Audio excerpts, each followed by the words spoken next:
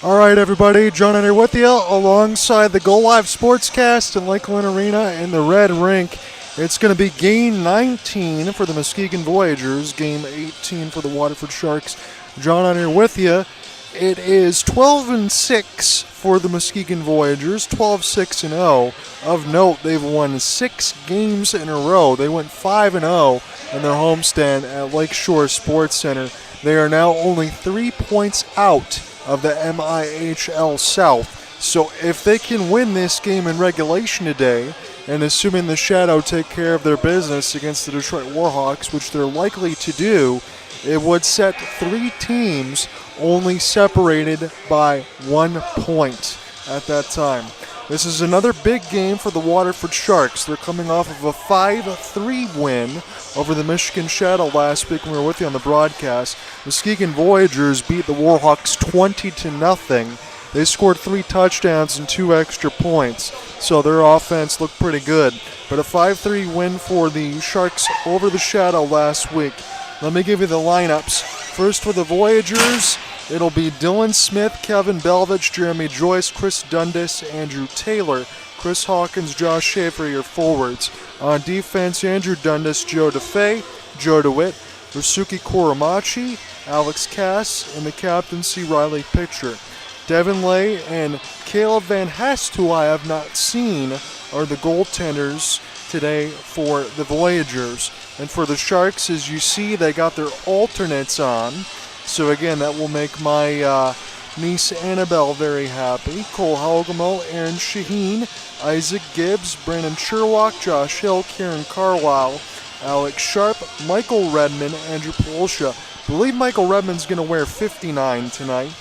Theo Goody, Jake Prober, Joseph Gibbs, Nick Redman, number 76, with Spencer Bowman, Brendan Pfeiffer, Tyler Groth on defense. Bowman's going to play 4, but I got him listed there for my sheet. And then Jacob Gillum and Ian Morton in the goal crease tonight. Starting on forward for Muskegon, Chris Dundas.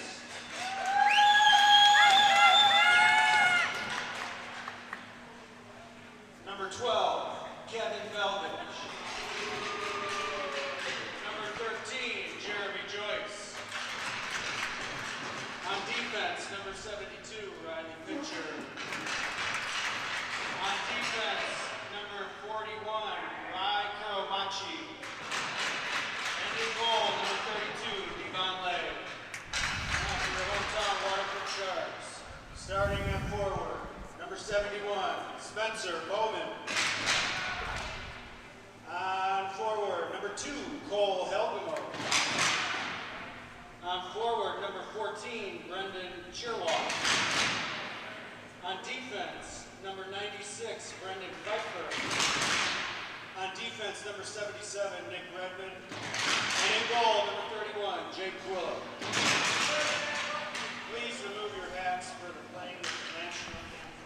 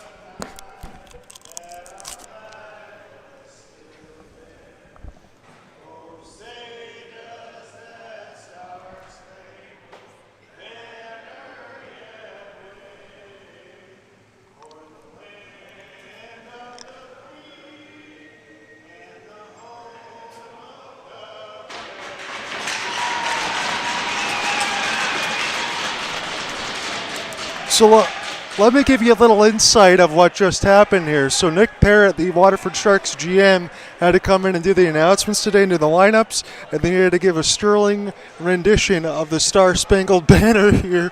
So we had some fun here to start the Red Rink, and that's the way you got to do it on this Valentine's Day. Now, the only two teams in between the Muskegon Voyagers and Waterford Sharks, and what they wanted to do is steal 2 points from each other. We talked about everything that's going to be on display today. Now all that's left to be decided. Again, the Voyagers are 2-1 in this season series. The home teams won every game. Here's the note.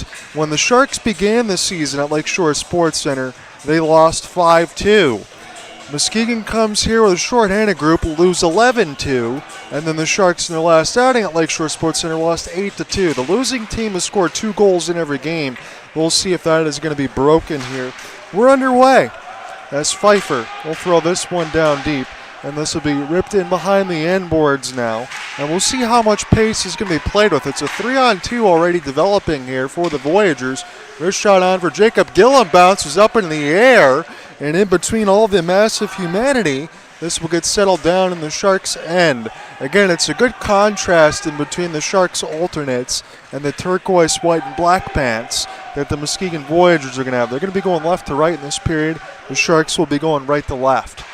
So opportunity is this one played up off the backhand for Chris Dundas. Chris and Andrew are new participants over the last month for the Voyagers, so we'll see what they'll add as Theo Goody will have this one chopped. Tyler Groth, as this one almost gets turned over.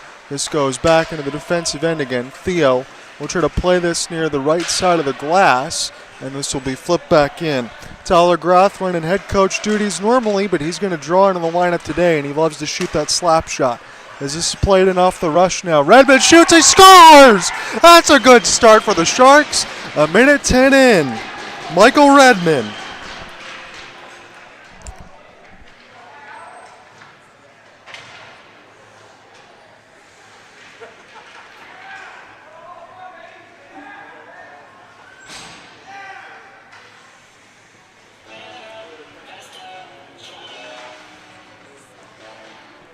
So we'll see who gets the assist for that, but Michael Redmond draw first blood. He's been on a tear lately for the Waterford Sharks, and again, a quick start for them in a game that they really needed. This is picked up on the backhand now, and we started one more time for Andrew Taylor. So one of the assistant captains out there, but Luke McCarthy, number 10, who I believe was just sent across for 300 points, as this will be played toward the left of the pad. Lay will end up making that stop. It'll be put toward the middle of the slot.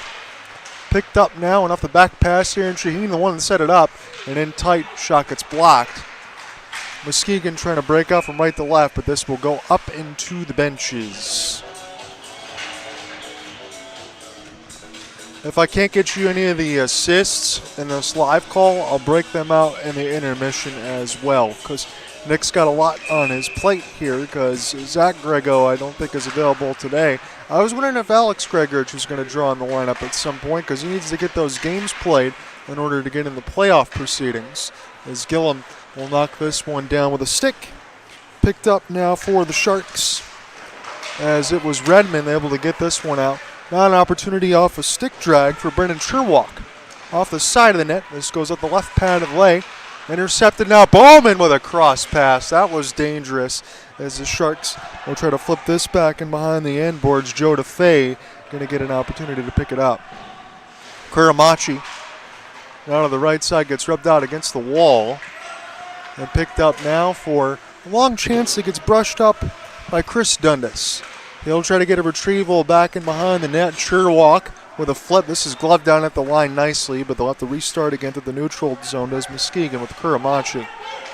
Sharks intercept. Theo Goody. He'll gain the left side, red line. Lay will stop it in amongst the goal crease.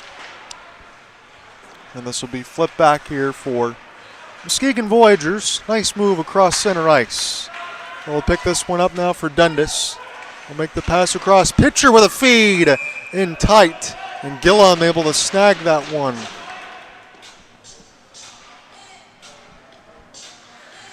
Chris Dundas with a good pass across from Riley Pitcher at an opportunity that was closed 5-hole. This will force an O-zone draw. Chris trying to win this one back toward the right side of the boards. Theo Goody now off a pinch. Kieran Carlisle trying to provide some help as this is work back in amongst the end boards as well. Stopping at the line, Kuramachi with a little bit of a step up. Pictures the last line of defense, but he throws it right to the Sharks. Try to find something off the rush. Here's Pololsha, but it is Muskegon. Flip ends nicely on the ice, but blown tire for Dundas will allow Theo Goody to start it again. Groff push it toward the left side red line as the Sharks will go ahead and give chase with Michael Redmond. Redmond now, off the back pass that was stopped for a moment by Pololsha. It'll be a center ice opportunity for Muskegon. Slowly try to make a move, does pitcher. Again, I still put him as one of the preeminent defenders in the MIHL. Anytime we get a chance to see him on the ice, it makes the Muskegon Voyagers that much better. Really just a couple shots on goal to tell you about, but Michael Redmond's got the first one here. That was right at 1850. Good pass across from Gibbs. Halgamo fake the slapper, work his way to the right wing. On his backhand, look for a pass in tight. As that partially got deflected, Gibbs threw it on as he just made his change. And back in behind now for Andrew Dundas. He'll be on defense. Chris will be on forward, number 14. Andrew's number 2. As this will be looped into the corner and sent back down the ice. Cole Halgamo now in a vulcanized rubber chase will flip ends. And the Sharks will try to get started here.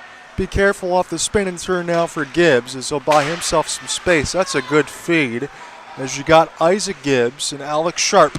Gibbs, wrister in tight. That one stopped by Lay. On the backhand now, it was Pfeiffer who lost the puck, and Halgamo will go back in defense already a couple times to pick this one up. Now for Isaac Gibbs across the right wing, absorbs a hit. And this will go back now for Dylan Smith. They'll be content to throw it across the defense here for Joe DeFay off the long flip. Now give him a watch as this goes into the left corner. And off the chip and chase now, it was Brendan Pfeiffer. Long outstretch feed, Sherlock slows it down for Hill. Hill on his backhand, he'll let the leave for Bowman. On his back skate, throws it out in front, actually bounced off the left skate of Lay. And a good hit on the right side boards, my goodness. That was the number of 71. I thought that was Bowman, but I see 77 on the ice. That is Nick Redmond. He's wearing Scolin's number, so Nick Redmond was the one that finished it. Theo Goody lost it as this goes back into the neutral zone and slapped in. Gillum will give it a courtesy looking behind the net. Theo's got it now. Into the right side off the long stretch for Groth. He was looking for the captaincy and Bowman. And we'll see if he'll take his change on the back skate. He's just waiting on the back side of that left red line as the Sharks work it around the end boards. It's turned over to Pololsha. Bad guy to give it to, but he gets stick chopped right in the middle of the circles. Slap shot Groth hit the netting. Might have deflected off Lay, so I think we'll stay here in the O zone.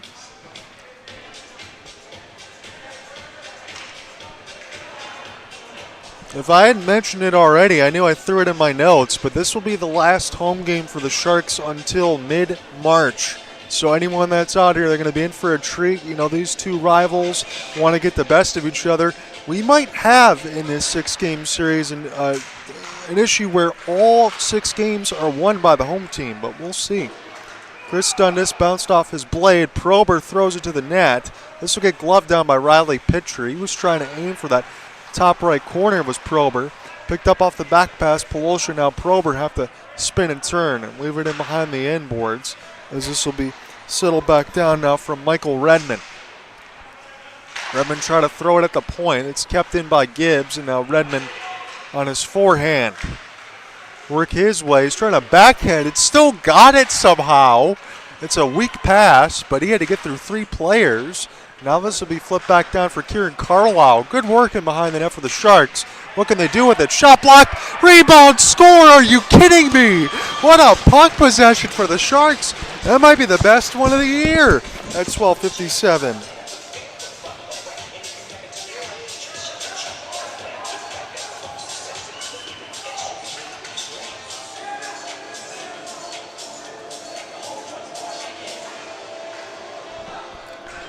We're going to have to see who gets it. I'll have to go ahead and look online once we get any sort of ice scrapages or that. But the Sharks lead 2-0. I think Michael Redmond's got an assist. And I would wonder if it's one of the 16s or 61s who finished it that were dominating last week in Carlisle and Polsha. But still, it's 2-0 Sharks. This will go off a skate blade of the Muskegon Voyagers and Andrew Taylor. And they'll try to push this one up the ice as Brendan Pfeiffer will steal it. Nick Redmond. Long outstretch. Bounces off Helgamo's blade. I think it's going to be a neutral zone draw. But 2-0 lead here for the Waterford Sharks. Again, we said the Muskegon Voyagers have won 6 games in a row coming into this matchup. Now looking at their lineup again, no Zach Grover, Owen Drake, who's been good for them, Nick Fuller, but not really missing the biggest of guns unless you want to count Jordan Truxton or Luke McKinch, who's sitting on IR for defense. But most of their guys, with the exception of Luke McCarthy, have made the trip this time around. So we're not expecting the Sharks to score double-digit goals against the Voyagers today. But if they can make a statement, that's something that you think about. But again, when these teams play in the opposite venues, games all seem to change and those narratives go away, as this is up and on a play at 12:10.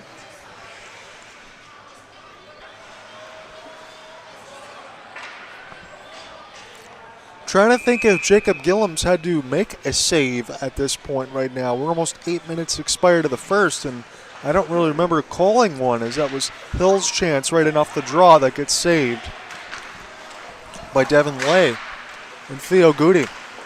Now this will bounce here off a sure walk. Lay's going to have to play it. Riley Pitcher will hustle back.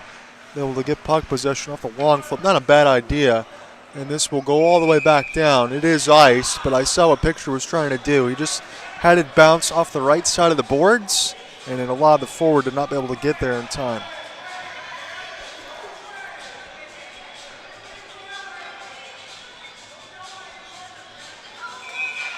So John Hunter with you alongside the Go Live Sportscast. A little bit of a skeleton crew for us because you got the Michigan Shadow and Detroit Warhawks. They're under action at 7:30. We expect this game is going to be a little bit closer than that one, as it's Kevin Belvich now on the right side boards. A little bit of delayed offside for Muskegon, as Waterford's done a great job in this first period. Considering what's at stake in the last couple of games, as almost breaking through was Churwalk. It's loose now toward the left side. Doc Goody fires it on quickly because he knows there's traffic in front of Lay. Picked up now across the right side wall. And here's a clapper. Gillum will fight it off. The left side corner turnaround chance. Good physicality near the right side boards. And that is a great stop for Gillum. Hats off to you, sir, at 11:04. Closed the 5-hole nicely there in a slap shot right in the middle of the slot.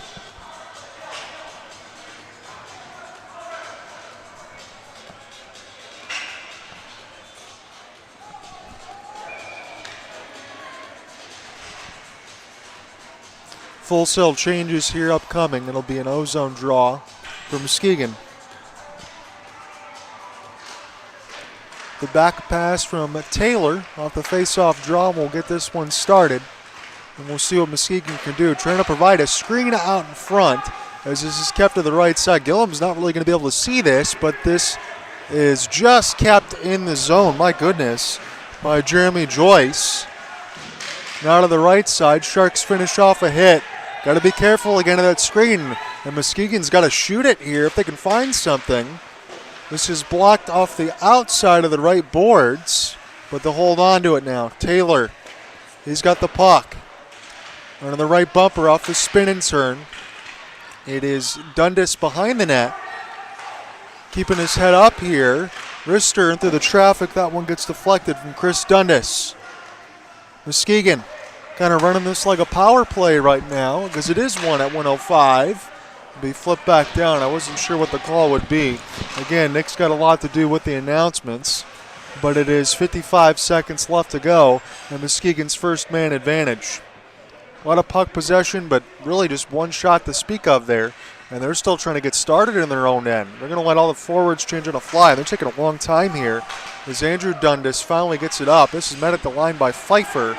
We'll throw it off the referee. That actually helps them. 35 seconds left to go in Muskegon's man advantage. But these breakouts are taking a little too long for my liking. See what they'll do here. Picked up off the left side of the boards as this gets canceled off. Kuramachi try to carry it in. Sauce pass is contested nicely by Hill. He'll chase picture back a little bit more. Riley has got this in behind the net, but by the time Muskegon gets up, they might run out of time in their first man advantage. 9-10 left to go, and this first, the Sharks lead by a pair. Picked up down near the left side boards. Gillum fights it off with a stick, and this will get put in the corner. Power play's expired, but Muskegon still got it, and this is not held by Jacob Gillum. This puck's still loose, and this will go length of the ice. It'll be a race for it. Redmond's going to beat it out. He might force a tripping call in behind the net, but the ref says no. I thought that would have been awfully close for 59 to draw one. Excellent hustle to beat out the icing, though, as this will be looped toward the left side red line. Now Michael will start again. He'll spin and turn. He needs to buy himself some space. He almost sauced it across the ice, and the Sharks have plenty back as it's Theo Goody trying to finish off a hit. That was an excellent avoidance of it, but the Sharks got the puck nonetheless. Here's Polosha. Turn on a little bit of burners on his backhand. He gets sticked away. Kieran Carlisle chasing the corner. Good hop at the line. Almost looked like Shane Gostisbehere attempt there, former Red Wing. As Polosha now for Redmond. Keep it alive on his backhand. Somehow gets through two players. Now gets through his own teammate as this goes to the right side boards. There's a chance to the net. It goes off the blade of Carlisle. That would have been something for the Sharks. Probably could have led by 3 at that point. Michael Redmond. Flip this one back for Goody and slow it down as they'll switch ends. Now to the left side wing, content to dump it in across the red. You're just joining us. Sharks still lead by a pair, 2-0. As it's flipped in the left side corner. Muskegon able to get it out. Rolling vulcanized over, bounced off the skates of Nick Redmond. And Nick will play a pull ball pass. This to Isaac Gibbs. Aaron Shaheen. Work his way, middle of a slot shot is canceled off 5-hole by Lay with the right side pad. And off the windmill, Muskegon's going to steal. Try to see if they can make something happen here for Andrew Dundas. As this is punched into the corner. A couple of stick chops will get this through the neutral zone. Sharks have done a beautiful job in this first period, not really giving Muskegon much of anything here. Raleigh picture, good avoidance, but his pass picked off. Here is Nick Redmond. Try to keep it alive and behind the net. The defenseman on the attack. Opportunity in the middle. Back to Nick now. This will be stick chopped in the middle of the slot. You got Tyler Groth as the last line of defense. Pfeiffer tried to get a stick lift. That one's not going to work, but this will go back to the Sharks. Take this one. That gets picked off. Cross pass. Oh, just missed. That would have been a difficult save for Gillum, but the job's not done yet. As it goes to the right side corner, Gibbs have to throw it up the end around. And the Sharks avoid the danger, at least for a moment. Chip this one across, Helgamo. Nice pick. Throw this one across off the touch pass. That was for Gibbs. From Gibbs to Gibbs there, Isaac to Joseph. And that one will go the other way toward the right side dot. Again, you got 2 Gibbs, you got 2 Redmonds. I got to keep my 4 eyes about me for all of this. As it's in the right side board. Spencer Bowman, number 71, waiting on the left wing. Outstretched pass. And cheating for offense there was Hill. He'll be able to get there first. We're almost down to the final 5 minutes of the opening frame. Cross pass. Ripper. Good save. Scores! Off the rebound! No chance for Lay. That's Brendan Sherlock.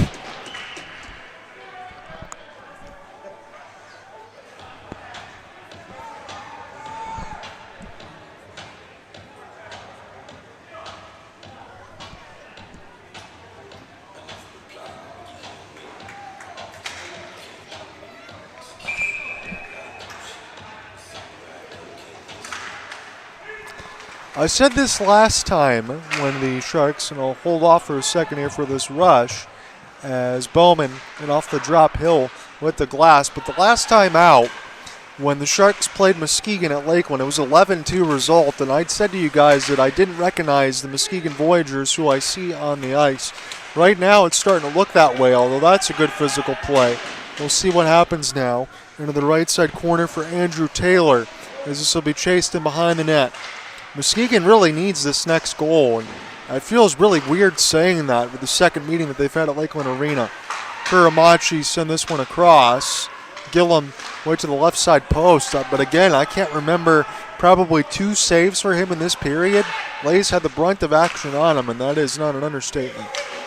This will be picked up off the glass. Excellent work, Polosha. This is a one-on-one. Here's a cross pass feed, try to give it back to Polosha, and that would have been dangerous for Lay to have to stop. This is picked up now nicely.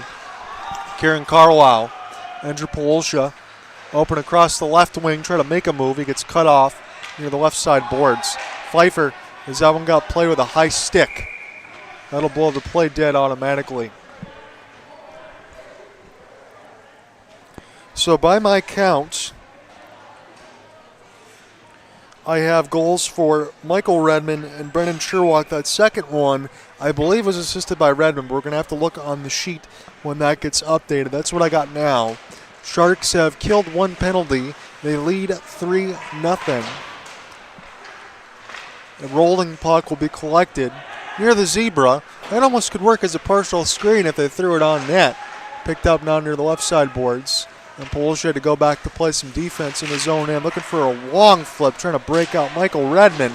He'll finish ahead. Now there is some talking to in front as these guys are holding their stick. And play is still live right now. I wanted to make sure if anything was going to be called, as we have a piece of wood back in behind the net of Gillum. And we'll see if anything gets silly here toward the end of this first. Polosha, it's a good touch pass. Prober, I think, is off by a half a stride. And that'll blow the play dead as well.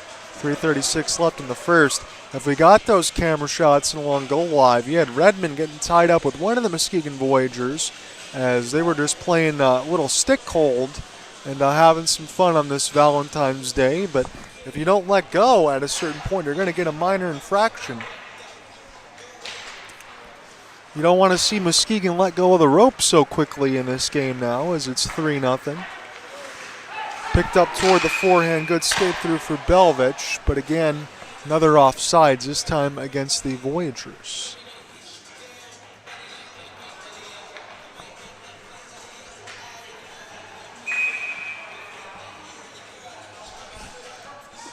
So full cage on the right side of the wing for Chris Dundas, as this will be won by Belvich and then go back to the Sharks. Gibbs. Send this one cross ice, and the Sharks will go ahead and throw it in. This will be put into the corner. Now almost intercepted across the right boards, but the Sharks will have some defensive work to do. Dundas gets deflected, bounces off of Theo Goody. He did that job off a one-on-one. That's excellent work. Not many players can do that. Shaheen, and off the trail behind, Kuramachi. On the rush, his wrister gets blocked into the right side boards. Alex Sharp, the OU product, have to spin and turn, and he might get dispossessed here, but Theo Goody one more time provide backline support. Telegraph will go for a dangerous heat seeker of a pass. I shouldn't say dangerous is the wrong way to do it, but that looked as hard as a wrist shot. And we'll see where the face-off's going to go here.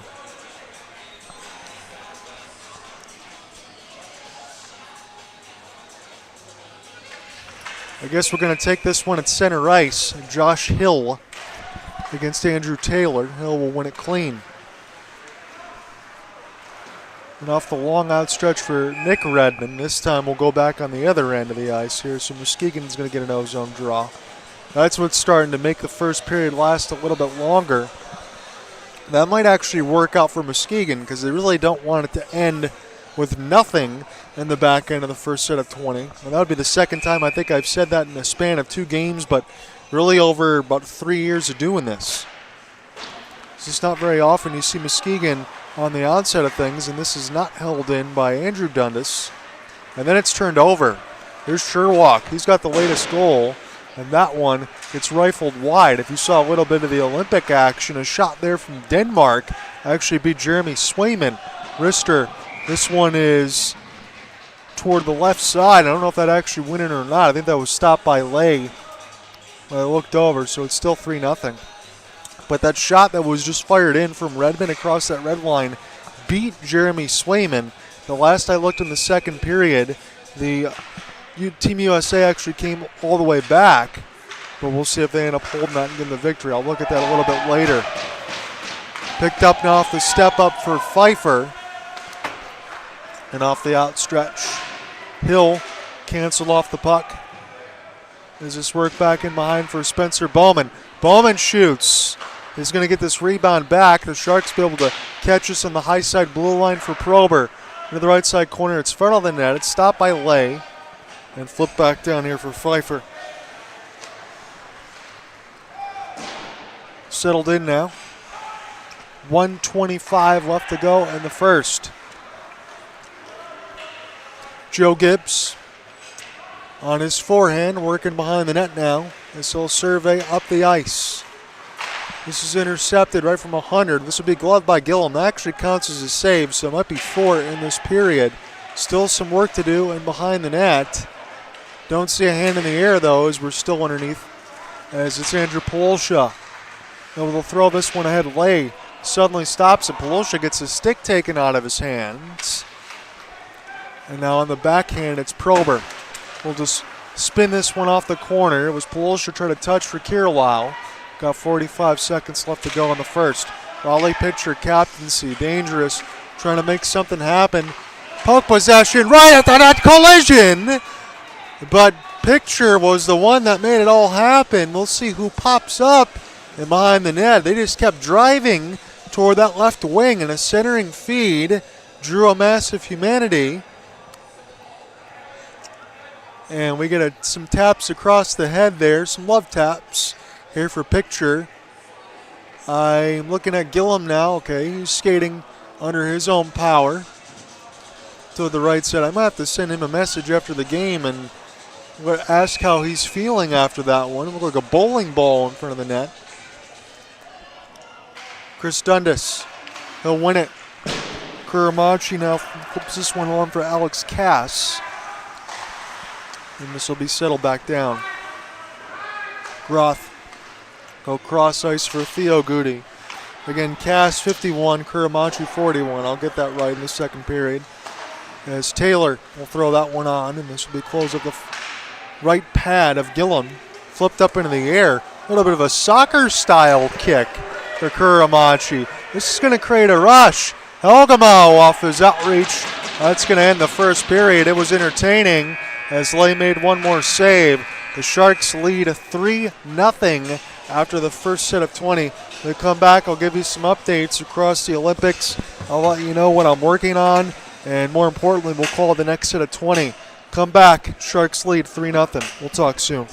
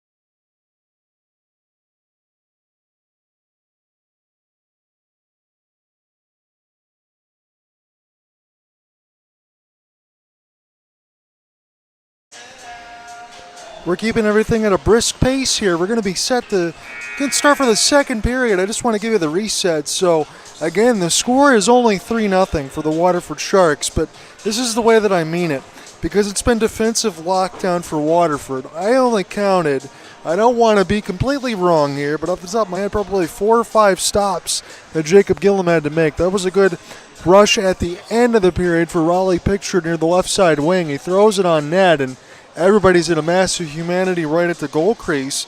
Gillum fights it off. He was okay. Michael Redmond scored twice. Brennan Sherwalk added another. Polsha 2 assists. Again, I want to make the note, and again, I'm not using this as a joking fashion. I really mean it. The real pregame MVP is Sharks GM Nick Parrott with a sterling rendition of the Star Spangled Banner. If you didn't join us from the start of the game, as the music link was unavailable, he's working on the scoring duties and he's in the building today, and he had to be able to do that one on the fly. I'll tell you, I couldn't do it, so mad respect to you, sir, and I absolutely mean that, and across the board. So the Sharks will get set here in this next set of 20. Muskegon Voyagers will start to make their way out to the ice. I want to know what's going to change, and I know I said that last month. Again, you had a few matchups here. You got 2 at Lakeshore Sports Center, and now the second one here at Lakeland Arena. But in the 3 matchups they had until this one concluded, all within a separation of a month. Again, you started from the beginning of the season and kind of built it out that way. Every single one of these games on the home ice side have not been particularly close. I can't help but think that it's going to change if we get to the playoff side. Now that we have MIHL South and season standings and divisional standings, you probably could see these guys in the semifinals. We'll see what ends up happening with the Shadow. It could still be Sharks and Shadow, but I can't help but feel cheated that I haven't seen the real Muskegon Voyagers product here in Waterford so far this year. So we'll see what happens in this next set of 40. Gillum going to work his way to the goal crease, and it looks like we'll get set to get underway here.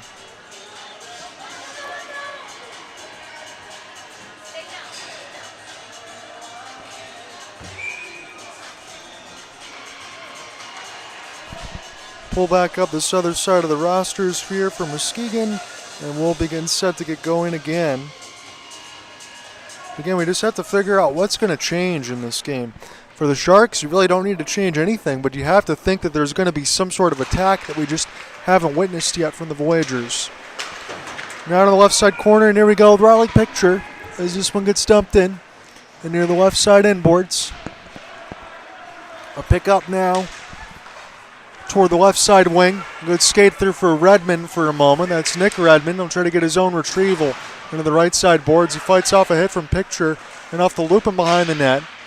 Redmond was there to try to stuff it in. Now Bowman off the tie-up as Muskegon tries to go right to left. Here's Riley. He's been the play driver so far. You know, he usually is anyway for Muskegon. As this will be settled back down for Jeremy Joyce. Joyce will loop this back behind the inboards. Almost turn it over now. To the right side is a forecheck. Spencer Bowman will throw it back in. We flip back in now for Suki Kuramachi. Takes a hit. As this is in behind the net, players are coming together like bowling balls here to try to find this working behind the net. And I think we're going to get a delayed penalty against the Sharks. It'll be the second one of the game.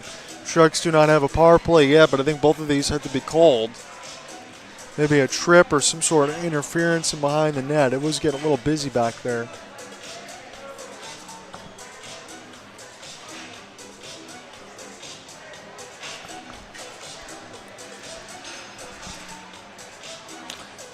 Do I need to call this a must score already for Muskegon at just 18:59 of the second frame?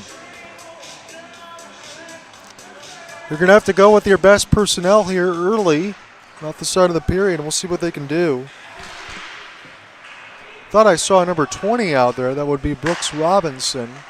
Yes, that is. So a few different players in from the score sheet from what I initially saw. It's whistled down at 18:47.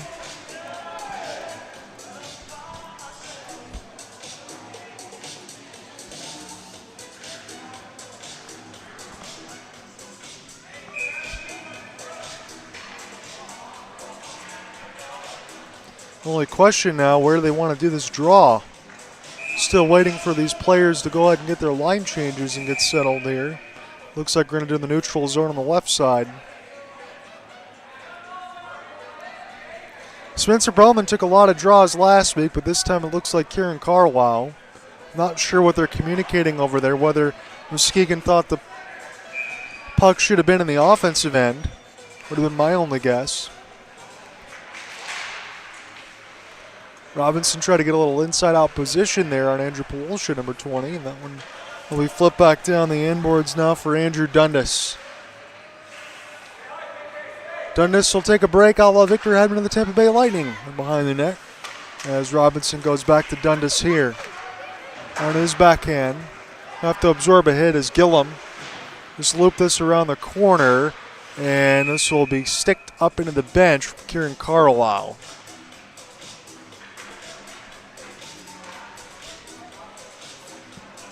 .40 seconds have expired in the second man advantage for the Voyagers here. But they still trail 3-0. It was a dominant first period for the Waterford Sharks. I don't think they'd be able to play that way over the entire set of 60, but if they get the next goal here, I think we can try to maybe change that narrative as well, because I just haven't seen a team like Muskegon get beat up that much. I know the scoreline's still relatively close, but over the last couple of home games, between 11-2 and now 3-0, it's not what you're used to seeing from them. Riley Pitcher. This will be curled in the left side corner. Pitcher along the point is stuffing at the net. That one will go wide. Pitcher recollect. Across the left side bumper. Riley's got it high slot. He goes for the pass across. Wide open feet to shoot. And that is another great save for Gillum. Hands in the air of disgust off the save for Muskegon. But Gillum, that's another one of those high danger chances. Probably only the second high danger chance of the game. This time it goes at 17:39 in the middle frame.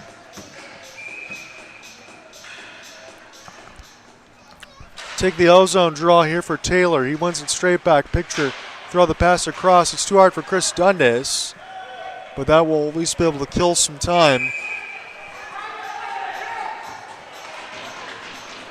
And why would you be calling a whistle there when the Sharks, as this one, go back down from the penalty kill? I think the refs are starting to not know the rule book here. Center ice draw. So either way, this will go back to where the puck was probably supposed to be, and Riley Pitcher will get a chance to start this again at 20 seconds. Pitcher throw this pass across the left wing side as Dundas will give chase. He's actually in front of the net as number 72, trying to provide a screen, just trying to any kind of spark that he can get, but this gets cleared down the net, and the Sharks go 2 for 2 on their penalty kill. This would be a loop back down in an open area for Andrew Taylor. Taylor with a nice move off the toe drag. By himself in space across an open right wing. There's a curl in behind the net. Sharks excellent defense to keep that on the outside, and this gets out. We'll pull back around for Joe DeWitt. Muskegon would have been off, so it's going to be puck possession here for Polosha. Assistant captain. Good move on the puck, protect outside. Polosha still with it now near the left dot. On his forehand now. The lefty makes the pass across, combination feed looking for Nick Redmond as this is flipped back down. Again, they've been changing numbers every week, so I'm doing the best I can with that. Michael Redmond 59, Nick Redmond 77 today.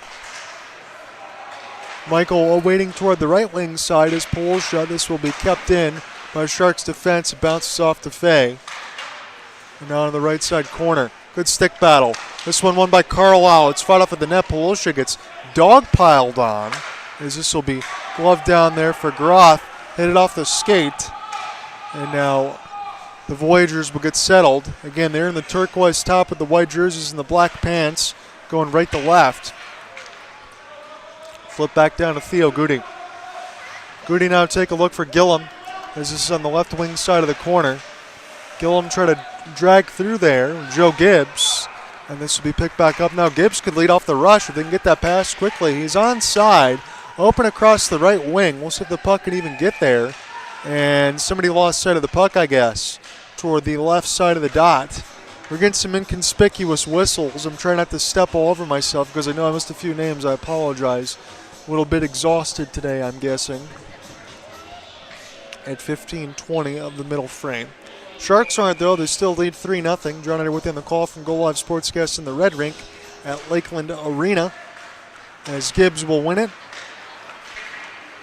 And this will be off the long flip there. Hit the netting, Dylan Smith. So one more time, we get a stoppage. We had an early start today at 5:30 Eastern. The game last week was supposed to be at 8:30, but that was closer to 9 o'clock as we had the red, gray, and blue rinks all being used. Today there was plenty of parking for this one. Cole Helgamo off the tie-up, and it was almost 50 degrees out, so it's one of those unseasonably warm Februarys, and right now the warm reception belongs to the Sharks. Isaac Gibbs up the gut, and he snipes it. My goodness, he's been excellent over the last couple of games. Isaac Gibbs now gives the Sharks a 4-0 lead, and this one, dare I say it, looks to be over here with 14:58 of the second. I don't want to get too far ahead of myself, but where's the push on the other end?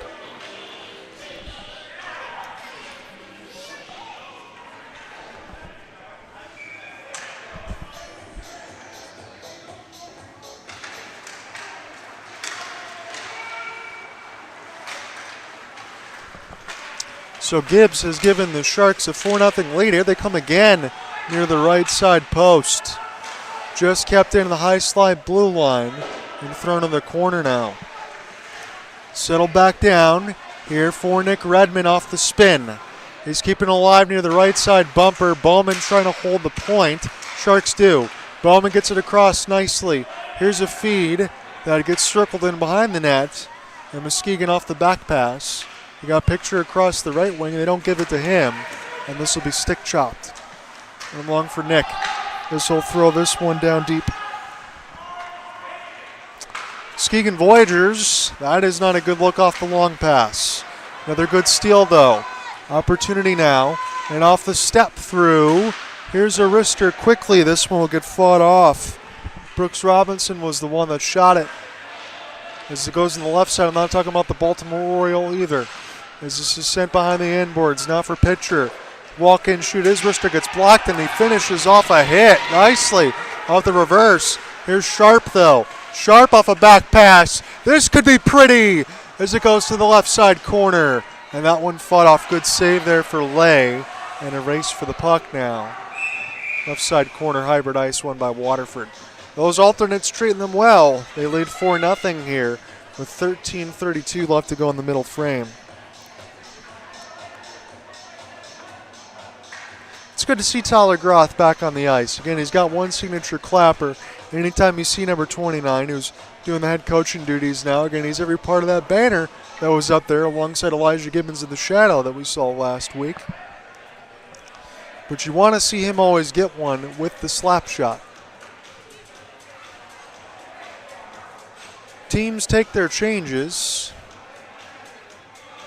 And right now this looks like another D-zone draw. Again, Nick's got double duties back and behind there for scoring and scorekeeping. The way they're talking over there makes me wonder if there's going to be another penalty, as I only see 4 Sharks jerseys on the ice.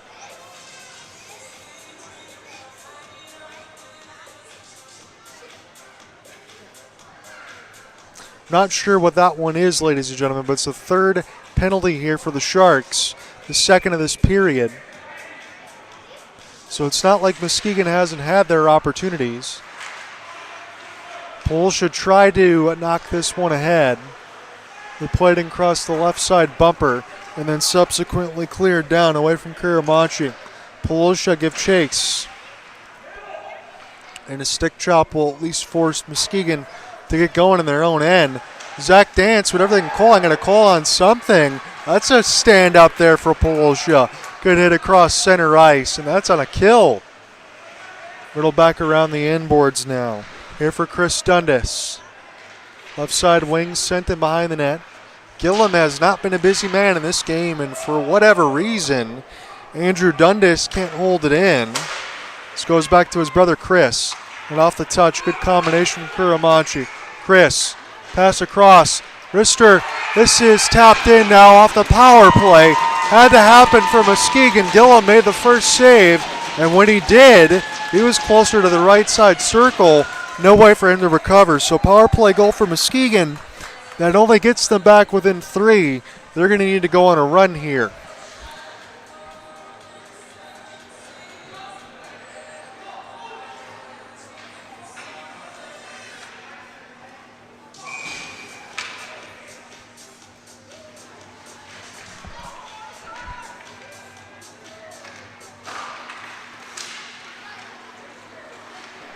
So Muskegon scores on the power play.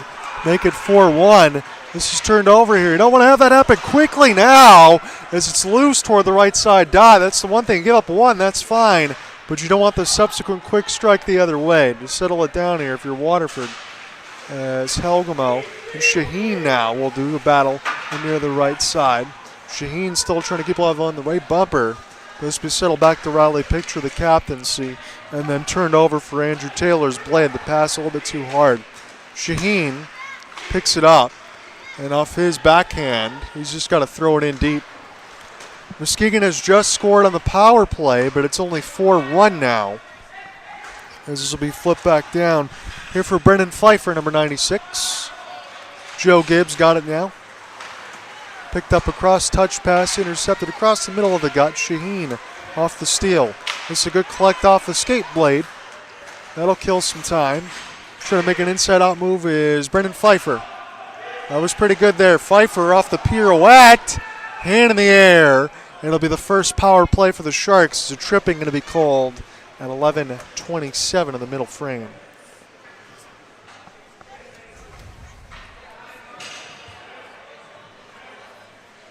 So Sharks going to get their hand of the first power play. Muskegon 1 for 3 in this game.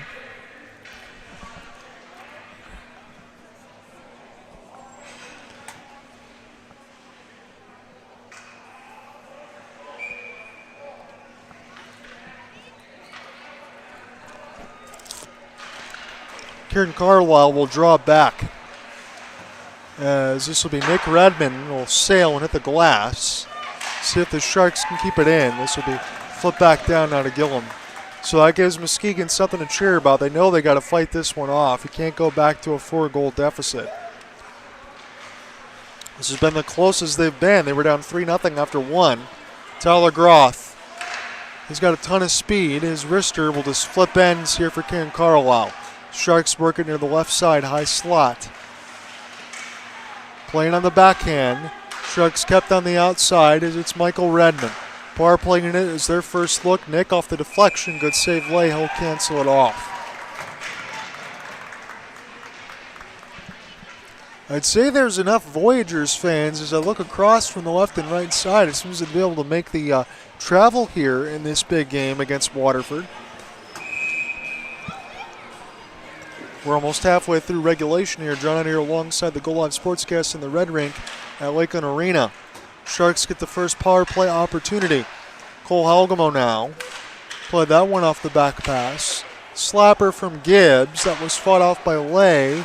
Helgamo just holds it in across the left side blue line. This goes back to Cole. Cole fake the slapper now for Gibbs. Work to the left side. That one sails. Kept in by Joseph. Work his way to the left side blue line. Cole Helgamo throws it in deep off the backhand. Sherwalk getting worked over there. Him on the end boards. Josh Hill finds it. He tried to flip it out. Cole Helgamo on the pinch. And on the left side, we'll see if the Sharks can keep their shape. They'll do so beautifully. Clapper for Sherwalk. It's blocked out in front. Sherwalk hit it off the glass now. Back pass, Bowman. That wasn't a bad idea there. Played that one with a no look. And it just missed the left side of the post. Sharks' first power play has 20 seconds left in it. They've had a lot of chances, though. Hadn't looked too bad, but haven't scored yet on it. Long outstretch feed. This will hit and chip. It'll stay in off the blade of Groth. Bowman one more time, trying to win a stick battle against Raleigh Picture. We'll flip this one back down. So Muskegon now returns to full strength. As this is punched out the right side. Good keep by Groth. His pass attempt gets deflected in the middle of the slot and then subsequently turned over. Bowman will watch this one go into the corner. Here for Andrew Dundas. And then settle back down deep. Bowman not giving up on the play. Finishes off the pinch. Gibbs try to find a 2. Theo's the last one back against Andrew Taylor. Good step through. Theo's had to stop a couple of one-on-ones today. I think he's 3 for 3 in that effort right now. Working across the right side wing. Fight through the contact. Sharks trying to get back in the O-zone. Polosha wide open across the right wing. He'll flip it as it was rolling, but settled down by Jeremy Joyce. Taylor try to buy him space, buy space to the outside. I don't tongue tie myself. 8:30 left to go in the second. Back pass, not kept in at the point. This will have to go back out there for Joe DeFay. We'll have to start this again off the spin and turn for Alex Cass. Sharks are there with Polosha now. Leave back and behind the net and take a breath. 8:10 left to go in the second. Sharks still lead 4-1. Just a pair of goals to tell you about in this period between both teams. Kieran Carlisle, pirouette. Carlisle now work his way to the defensive zone. Looked like a lot of the Sharks went up. They expected Kieran Carlisle to break through that. Gillum will slow it down. Back and behind the net, chipping toward the right side of the glass. And the Sharks will at least cancel it off the center. Flip ends here now for Alex Cass. Alex still with it now as this gets pool balled off the corner. A little bit too far there for Chris Hawkins. Sharks will do the same. It's good sauce. Cole Halgamo got it. Halgamo now off the feed. Doesn't go to anybody. And that could have been a partial break as this will take a fortuitous bounce for the Sharks to the left side boards. If that would have went another way, it could have been a 1-0 against Gillum. Sharks work now for Sharp, number 19, I believe that is just sent him behind the corner. Isaac Gibbs. Cole Halgamo flips it back in behind the end boards. This will be closed down by Dylan Smith. Sharks to steal and then give it right back up there to Kevin Belvich. Off the tie-up, Aaron Shaheen gets through a couple stick battles. Shaheen trying to protect near the right side corner. Go cross ice, good stick tap there. And alongside for Dylan Smith. Try to lead it the other way for Robinson, would be iced against the Voyagers.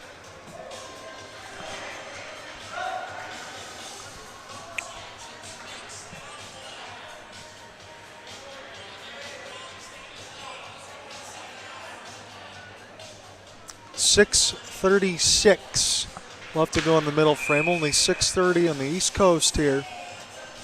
It's good to be with you in this final home game for about a month until mid-March. Hopefully back then I get another one of those Epley maneuvers and feel a little bit better on the vertigo side because it's hitting me pretty good today. Into the right side. This will be picked up now off the touch pass. And off the stick drag, this will get turned over. Sharks try to pump it ahead to Shaheen. Cole Halgamo just stay on side. Shaheen still fights through it unbelievably as this gets put toward the right side boards. And now Muskegon trying to break out on their own end. Good forecheck. Dylan Smith try to give chase, but this will go back to D. That's where Pfeiffer is. Flip pass. Cross ice. And now a little bit too far for Sharp. Second effort. Able to get that steals Cole Halgamo. Rister hit the netting at 5:46. We'll stay right where we are.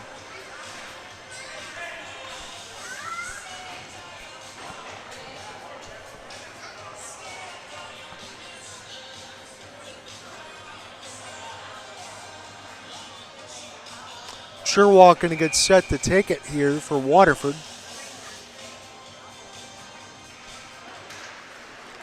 And off the draw, this is one straight back, but Waterford's going to get it. Good spot to shoot, miss it toward the left side. Don't really want to miss those between the circles when you get them, but the Sharks still lead by 3.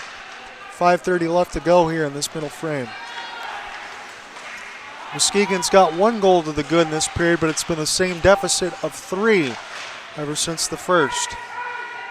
Groth in his own end. Work his way on the forehand. Turn it on the burners now. Groth. And across center ice still with it. Finally gets stick chop. Chases it. Length of the ice in the right side corner. Now Muskegon looking for a breakout. Finish a hit there on Groth. As this is looped back on the inboards now. Smith. Try to get a piece as Hill had it for a moment. Start again now for Riley. Pitcher off the spin and turn. Pitcher pushes for Andrew Taylor. And the Sharks forecheck. Forces Alex Sharp to take this a little bit deep. Sharp's got to pick up his stick blade as Pitcher knocked him off the puck. Sherwalk wants it. Slapper hits the net. Man, oh man. Another one of those right in the middle of the dots thereabouts for Lay. His life had to be flashing before his eyes twice already in a span of about a minute. But both those shots miss. One on a wrister, one on a slap.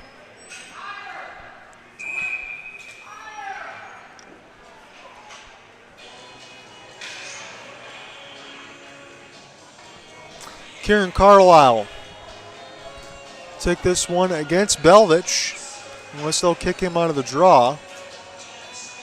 So 12 is going to move here, looks like.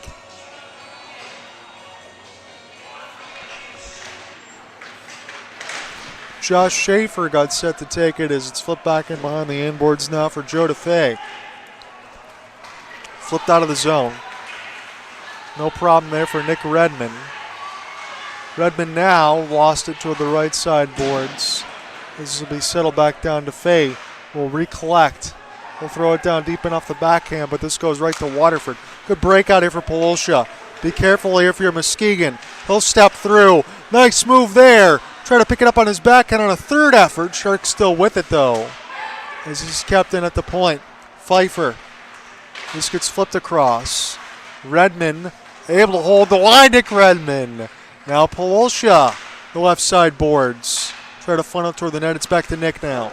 He'll wrist it. It's canceled by DeFay. Picked up now for a block. And this will be off the long stretch. Again, Devin Lay able to make that save. I am all over myself today. I apologize. As this is picked up now for Gibbs. Gibbs off the long flip. Here's Michael Redmond. Clapper. And the heater misses. This might take a bounce here for the Sharks across the right side boards. This will be stick chopped and just out. Was waiting for that whistle to be called at 3:15 left to go in the second. And now we get a little bit of pushing and shoving in toward the bench. Kevin Belvich apparently doesn't like something with the Sharks. We'll see if we'll take both or who's going to go here, because this looks like more than just talking to. Michael Redmond said, hey, he was given the signal to the referee that there might have been a little bit of a cross-check to the back of one of my teammates, and that's what started a little bit of a brouhaha. Not really that. It's only simmer now. It's not hot yet.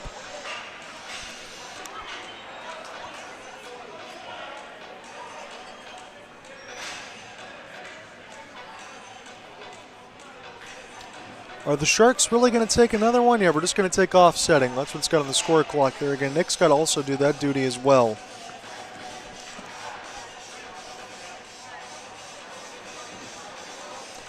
As this is going on, I can give you the update as well. When I initially saw the game, again, I didn't get a chance to watch, just saw the scoreline. Denmark was actually leading on the United States in the Olympic side. It was 2-1 at one point. And then I think it finished 6-4. The United States, or 6-2 I believe it was. I don't think they scored any more. The United States able to close it out. Jeremy Swayman did get beat from deep, as I mentioned from the first, but U.S. still undefeated on the side of the group. Again, Group C is a lot easier. That's what you get after winning the Worlds last season when Tage Thompson of the Sabres, now on the Olympics for USA, won it. That gold medal game will be scheduled for 8:10 in the morning Eastern on Sunday. At John Ryan, as far as the streams, I'm planning Tuesday, Wednesday, Friday, and Sunday as far as Olympics. That is when the knockout rounds begin, and then we go through the quarterfinals, semis, into the finals. So that's what I'm going to try to keep as the schedule, just to let you guys know. Now to the left of the boards, it'll be Joe Gibbs. Off the spin for Isaac, it's Cole Helgamo. Lister will be into the glove there of Devin Lay. Offsetting here for another $141, 2:56 left to play in the middle stanza. It's still a 4-1 lead for the Sharks. On the backhand now, centering feed. Lay is down. This is near the crease, jamming away at it. And Lay's got underneath his glove. And then a little bit of a UFC takedown for Cole Helgamo as he does the Hulk Hogan flex. I thought I saw there for number 2. That's Riley Picture that's down. That's going to get Terry Ficcarelli, I imagine, in a rage. I'm trying to be as neutral as I can with these calls, but I think that cross-check, as we said from a minute and a half ago, that Nick Redmond was saying that the Zebras provided from Muskegon, maybe a little bit of a payback there against Riley Picture, getting a little too handsy, my guess. See if anything comes of that. Because you also don't want to wake up Muskegon, because if you take a hit on their captaincy like that, and it's a little bit dirty, as that one could have been, although there's been some battling between both to be fair, you could wake up the beast in a game that is still relatively close, correct? So you don't want to do too much of that. It's an ozone draw here for Muskegon. Kieran Carlisle, this is one between the legs. And if there was anyone near the back post, that would have been a 4-2 game. Lister, deflected, it's loose. Oh my goodness, now it's Riley Picture. Couple near goal opportunities. Gillum down again. And it's still 4-on-4, but this is starting to look like a power play here from Muskegon after that play, that contact that we just told you about. DeFay. His pass canceled off. Another reverse hit. Takes Healy off the puck. Here's Groth. Clapper. Save, and the rebound is caught up in the middle of the slot. Kieran Carlisle wins a stick chop. Try to throw it back. Sharks will keep it in. We'll just flip ends here. There for Polosha. And off the tie-up. This will go back to Muskegon. Dylan Smith. Take a wrister. That almost tongue-tied Gillum there, but he gets punched into the corner. So it'll back down now for Smith off the sauce. It'll be recollected back and behind the end boards. Pfeiffer's trying to get there for a moment. He's spinning, but he finally gets it now. $1:20 left to go in the middle frame. 5 seconds, will be back to even strength on both sides. Pfeiffer, he gets hit hard into the boards. He'll pop back up. Here's a back pass. Sherlock can walk in, and that one is saved there by Devin Lay. Another reverse hit now, and another big contact crunch. This game is getting really spicy here. Feel for anyone that's not at this game right now, because we're starting to see this off the inboards. It is Nick Redmond on another hit that makes Muskegon very happy. Nick on his forehand protect. Take this one for Sharp. It goes off his blade. Could be an opportunity for an odd man rush if Muskegon hurries. Here's a back pass, and a stick goes flying off another hit. Opportunity now, and this will get knocked away off Kuramachi. It was saved by Gillum. We got to get out of this second period. This might start to explode here. I'm not even joking. As this is thrown to the corner. Bowman now. He throws a hit that makes the Sharks bench jump up. 15 seconds left to go in the middle frame. Lay stopped it in between his goal crease. And this bounced near the left side of the post and attempt to get it out. Hawkins, he's going to take one again. He scored the game winner last year in the playoffs. At the end of 2, it is 4-1. It was 3-0 after 1. We're still at that same score line. When we come back, we'll call it the last set of 20. It'll give these two teams some time to think about what just transpired. Come back, we'll call more. Stay tuned.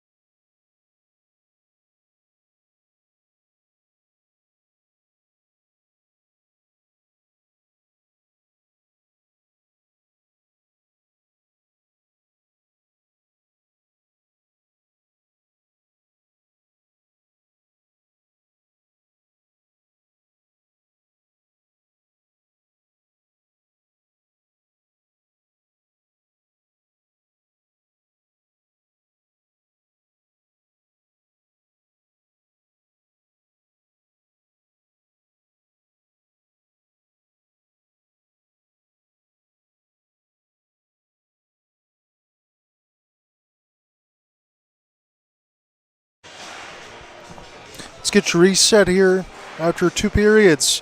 Sharks still lead by 3. This time it is 4-1.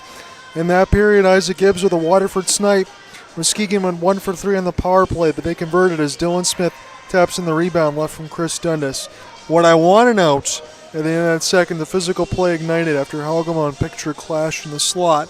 Again, falling on top of each other and then a little bit of a lift.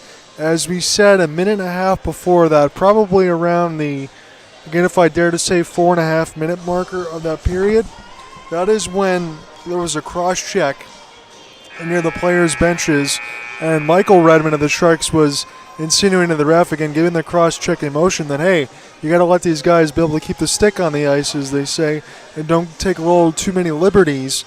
Sharks probably felt that was happening. That's why I'm sure Halgamo did what he did. Again, it wasn't anything too bad in between picture, but what we noticed after that was that the play toward the end of the last 3 minutes or so got increasingly physical, and because of that, it's something I wanted to mention, and we'll see if it carries over into this final set of 20 minutes as Riley going to get set to lead the group out of the ice. We see Devon Lake come under the goal crease, and the Muskegon Voyagers making their way out of the room.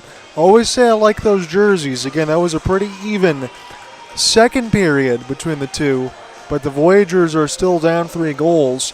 The Waterford Sharks, again, coming into today, have a 3-point lead on the Shadow and the Voyagers themselves. Now, we're assuming that the Michigan Shadow, who have yet to get underway yet between the Warhawks, because that'll be at 7:30. Heck, this game would be over by the time they get started, nonetheless. But we're assuming that that's going to stay in between 3 points for them, but we'll see if the Muskegon Voyagers can find their way, because what the Shadow were hoping what the Voyagers would win today in regulation, and then the Shadow would win and then make everybody separated only by a point. But it looks like the Waterford Sharks are ready to stand on business. If you play even like you did in that second, it should be enough to coast this one home. Jacob Gillum with a few more saves that he had to make in that second frame, but I don't think the counter's been all that high. Again, he was masterful in that last game last week against the Shadow. This time he's done everything that he's needed to do, so no fault for him or any of the netminders of Devon Lay. You can only save what's in front of you. The Sharks have done a good job, and we'll see if we get any more press. Maybe the only thing for Waterford is to stay out of the penalty box a little bit in this third, maybe make sure you can protect that 3-goal lead.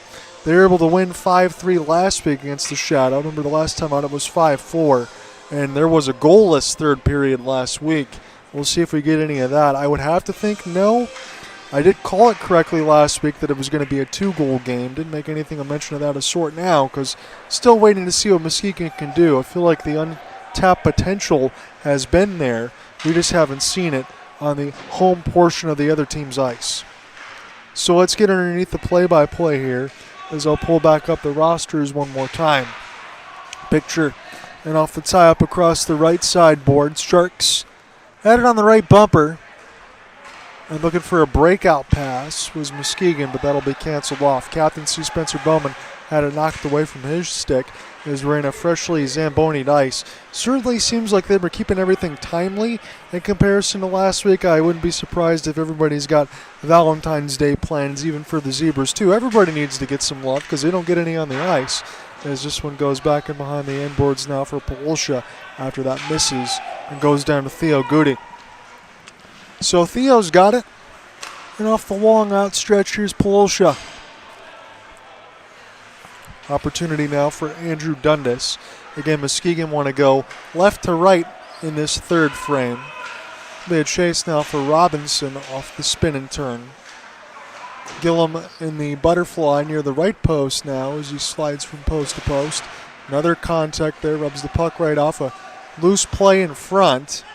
Let's see if it'll go to Andrew here. This will survey, throw it on, bounces off a Shark stick blade. And Waterford content to at least get this through center. Good back tap there for Alex Sharp. Here's Kieran Carlisle off the move. Carlisle tried to keep it alive on his backhand, and this will get shoveled into the right side corner. That's where Alex Sharp is. Throw it on net, misses high and wide. This will whisk it back to center ice for the Highland, Michigan native Jake Prober. I like to say that once every game. Makes you feel good when you got a player that was pretty close to you. Picked up now to the right side. Here for Dylan Smith. And a drop for Robinson. That's right in the glove hand of Gillum.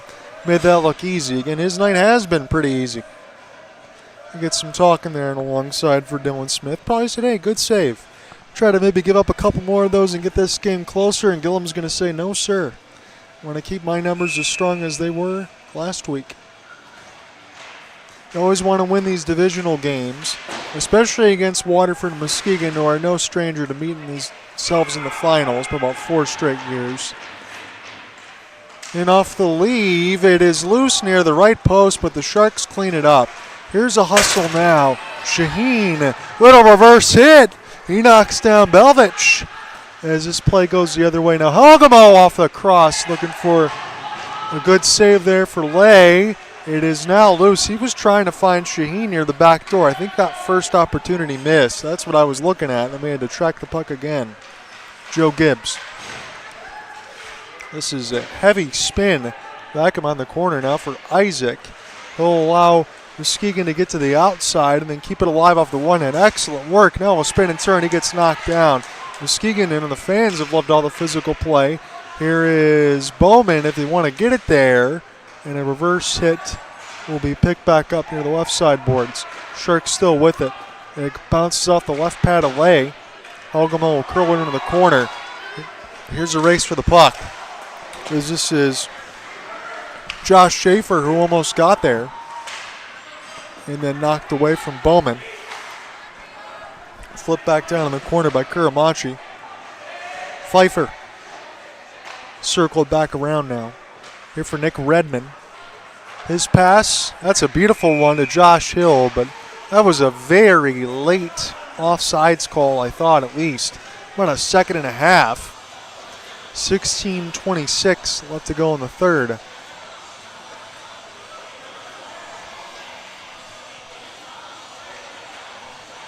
Should be right at neutral.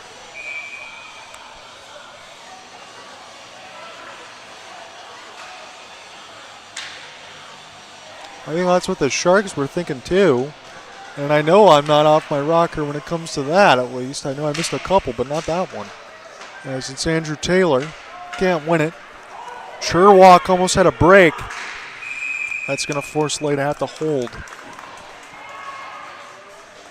A couple of the Sharks fans down on the right side of me respect that hustle when you have to.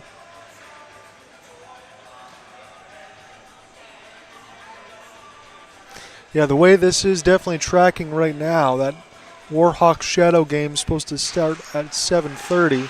Might be a little bit after. Our game looks like it might be done unless we see a dramatic turnaround.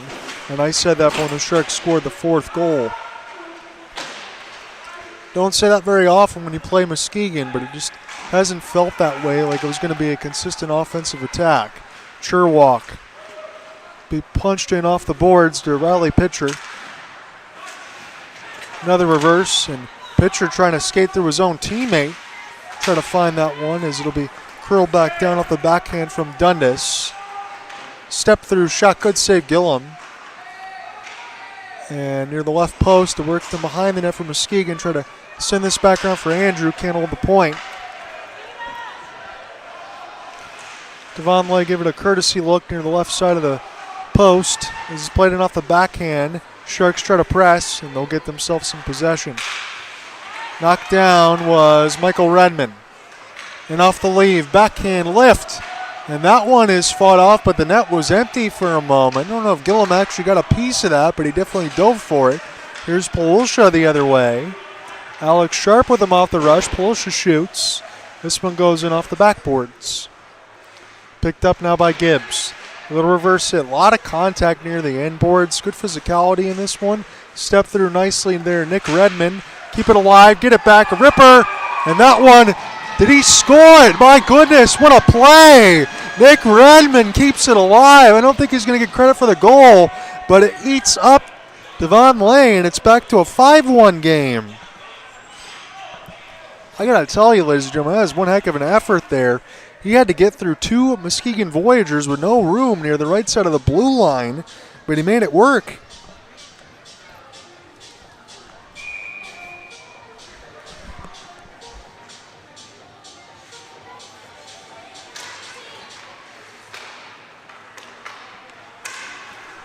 So Sharks score And again, I'll have to make sure I mark that down in the sheet if we get any sort of timeout or stoppage. I'm not sure if that's going to belong to Redmond or Polsha, but I think it was Nick Redmond, 77, off the last shot. He's back out there now. Sharks lead restored to 4. That's been the biggest of the game. Settle now for Nick in his own end. That's where he's used to being. Not the touch for Helgamo. Beautiful reception now across the back skate. Off the lead for Gibbs. He scores! Isaac Gibbs! They're getting fun now here, the Waterford Sharks. Little NHL hits, NBA Jam, whatever you want to call it, but these guys are in lockstep right now.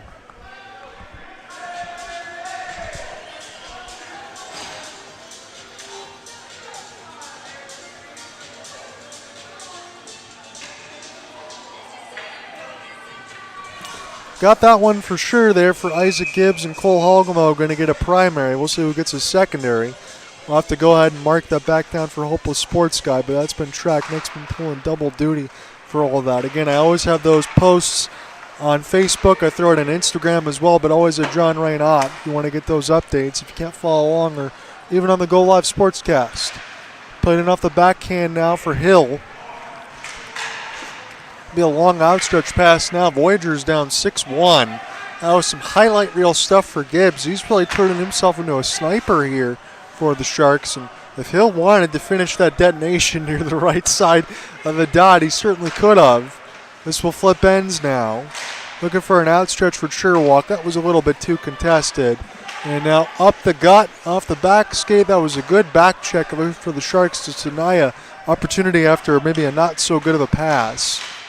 And off the step through, Hawkins buys some space. And then this will be swallowed up into the corner here. Refs have already blown that play dead at 13:21. Kind of wonder what Terry's thinking about on that top side for the Muskegon Voyagers on the radio call.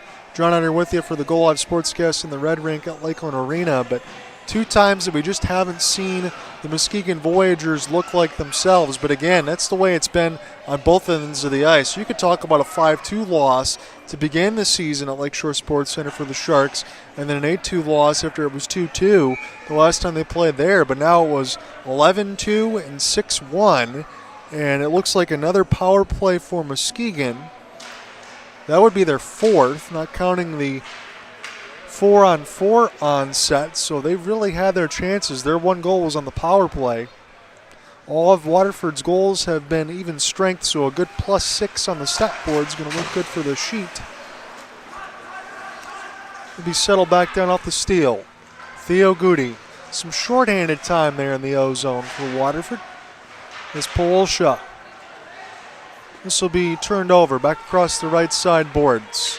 And we'll see who joins in off the rush. You got Belvich. He gets it. And that one, is it in and out again? I think it is. The Muskegon Voyagers have scored again on the power play.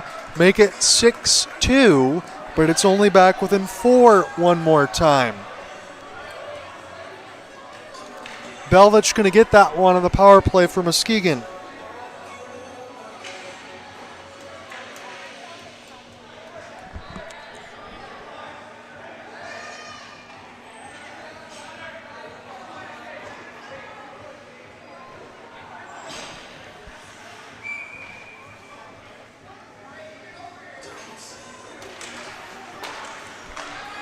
So Kevin Belvich with the latest. Make it 6-2. That power play time should be all expired here, so don't mind that if you see that on the score chyrons if we're carrying those today. As it's Shaheen. And off the flip, that will hit the netting. 12:23 left to go in regulation. It's not always been a fast-moving game with all the stoppages that we've had for offsides or some icings or maybe some of the physicality in near the bumpers and toward the opposite red lines for both, but it was very physical in that second. Thankfully, it calmed down a little bit here from the start of the third. I'm not going to say I was worried. I don't want to sound soft as far as calling the game, but it looked like that period ended at the right time after those hits in between Helgamo and Pitcher. because it definitely fired both of those teams up. But you don't want to wake up a sleeping dog. As it'll be flipped back around now for Gibbs, and now the Sharks will get some puck possession. It's Cole Hogemo. Hogemo now across the left wing. He will backhand drag. Gibbs is on hat-trick watch. Hogemo will do some defensive work. Got Jake Prober as the last line of defense. Number 2, off a couple of spins.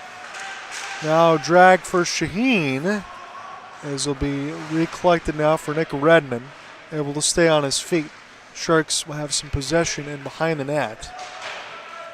We are even strength. Again, don't mind the clock for another 8 seconds. Robinson off the rush. Gillum fights it off. It's loose, and a pickup there might have saved the goal for the Sharks. Good work on the defense. They've been pretty good in this game on that end. Just a little too many penalties, but that's going to happen from time to time. Dylan Smith with a move into the right side corner. And on the backhand, pass will go all the way down as DeFay finally go far enough for hybrid icing. That was what the wonder was going to be. And now I turned my attention to the right side corner as I was following the puck as players were coming together. Didn't see much of that in the third period. Again, it exploded in the second. And now the Sharks are saying that Muskegon might be taking some liberties as well here as the players are going to the bench. Now, that's what I just talked about a couple minutes ago that I'm getting a little bit concerned about, because you just don't want to have anyone get injured out of any of this.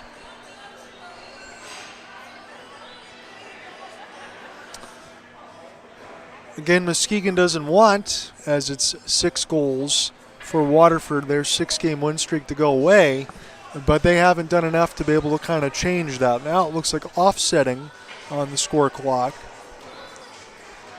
But this has started from about 4 minutes left to go in the second and has carried over now finally at 11:02 of the third to start it again. It's not Tampa Bay Lightning, Florida Panthers level. Somebody getting the boot. I think Dylan Smith is going to get the gate. Too much instigating for Dylan. So he's out of here. And that's what the Sharks were definitely talking about. He did not have the courtesy to close the door. He's probably upset about getting the boot anyway. Don't blame him for that. Nobody wants to get kicked out of the game. It'll be a neutral zone draw. I don't know if I would say abusive officials or whatever it would be, because I can only see it from up here and give you the sight lines. I'm not down there with the players like I was in the penalty box with John Stonehouse about 3 years ago when the Sharks got their title in 2024. You could definitely hear that, and I'll always remember sitting in the penalty box with Mr. Spencer Bowman, although I can't repeat what he said or I would be kicked off the air. As it's sent back down now for Taylor, and the Sharks will steal again. They're in their alternate orange with the black jerseys. Muskegon trying to go right to left in the road whites with the black pants and the turquoise top. Another offsides. It'll be a $1:41 left of offsetting penalties. Again, we had one of those in the second, now one of them in the third, as we're almost at the halfway mark of the final frame. Sharks lead at their biggest lead, 6-2, still by 4. Alex Cass rim this in behind the end boards. Hill trying to get a long breakout, and this will roll far enough and the Vulcanizer to go through the neutral zone as Cass will settle it back down. He'll flip for DeFay. And this will play it off the end board, see if Hill can chase this puck. Muskegon slowed down across the right side boards. Now they'll look to accelerate and start the play. Extra space on the ice as Cass's shot misses the net. Turnaround for Robinson, that will also go wide. One timer and close as he picked it back up, went wide as well. Waterford had 3 chances to get shots at their own net, and now this will settle back down for Redmond's going to do some defensive duties. Michael at that. Michael off the back pass. Late for Tyler Groff. Makes one miss. When he turns on those burners there, Tyler's got some serious speed. Love to see him use those wheels in that slap shot. 2-on-2 developing. And off the cross pass, bounces off the skate of Jeremy Joyce. Joyce now gets the retrieval. Working behind the net inside. The first one saved by Gillum. Fought off at the net. It's loose. And it's off the post, I think. That did not go in, as we're still live here at 9:10 left to go in the third. The net was gaping. It was wide open near the left side, but it's still 6-2. Picked up now for Belvich. He's got the latest goal, and off the drop for Picture, kept on the right side line. It got knocked loose. Good forecheck there. Michael Redmond off the pin. He's right near where we are as far as those camera shots. I like to get those calls as they're having communication with each other. They say that Raleigh Picture is one of the nicest guys in the league. I always hear that. I think he's one of the best. And off the tie-up, this goes back and off the rush. Gillum meets it into the right side post and flip back down. Not far enough for icing. And it'll be picked up now for Andrew. Circle it back and behind the inboards. Hawk can take a look. Andrew Dundas still got some work to do as the Sharks here with Pfeiffer. Circle it back down deep. Michael Redmond had a couple goals in that first period and sauced a pass. Back and behind the net. Back around now for Pfeiffer. Michael Redmond one more time as this is thrown off the outside of the cage. This will be flipped out. Back now here for Nick Redmond from Pfeiffer. Pfeiffer going to take his change. It goes to Alex Sharp. His pass doesn't find anybody but Riley Pitcher. Pulsha now with a soft forecheck as we're down to 7:40 of the third. Pick up now as a flip bends. Good touch pass out of the air. And Muskegon trying to get going with speed. Here's a good design, and that one a little bit too far for Chris Dundas, who threw it out in front. And this should be kept in at the point, as the Sharks' jumping play might work out here for Pulsha. Pulsha can walk in and drag maybe, but he gets it sticked away in the middle of the slot. Good stick chop there, and alongside for Nick Redmond to break up the play. Give the Sharks some more ozone possession. Sharks want a call. They're not going to get one. Might get a goal here, though. Yes, they will! Right at 7 minutes off the rebound. For a couple of the ones that I missed, it feels good to call that one right at the moment.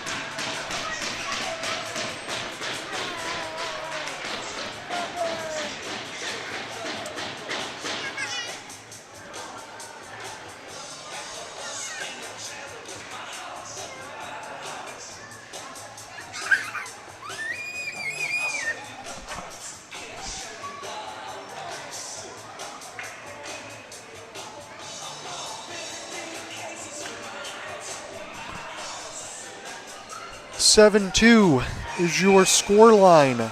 It's back up to 5. And a gaping rebound there for the Sharks gets converted. And they are in great standing as they've been throughout this game. I think this is another one of those for the Sharks. I know a couple penalties in so far, but they played very well. Gillum with a huge save there. As this is recollected now from Chris Dundas and then given to Joseph Gibbs. Back in behind the right side and slowed down. And off the long shot, this would be canceled off from the glove of G. Will. Isaac Gibbs still on hat-trick watch. Put this in the left side corner. Back in behind the inboards. Looks like we've gotten a goaltending change. Caleb Van Est has come in, number 30, if I have that on the right side as I'm looking across. I think Caleb Van Est is going to finish this one off for Muskegon. And off the leave and tight, and that one going to get finished off as well for the Waterford Sharks. They smell blood in the water. That's their moniker, and they've scored again. It's 8-2.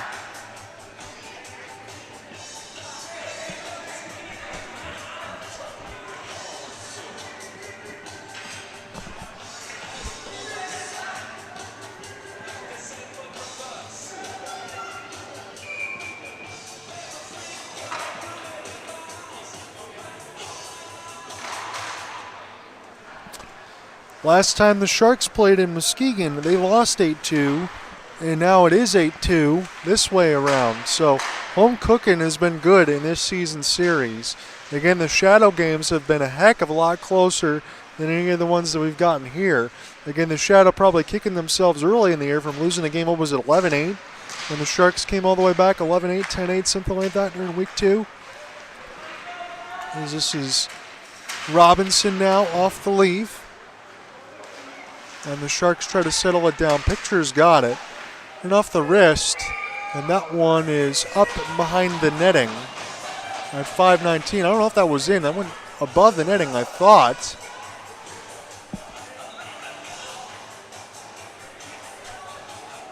So no goals to call, as that one did bounce off the netting and then try to get put in off the rebound. Muskegon trying to reverse a little bit of their fortunes, even if it doesn't necessarily count, just to see it go back in the net, I believe. Little gamesmanship.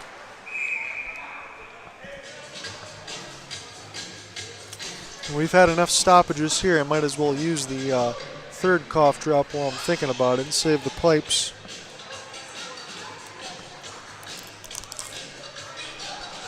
Before I forget, I know that this was posted. For the information that I can say, there'll be certain information that I'll be able to talk about once I get the clear ahead.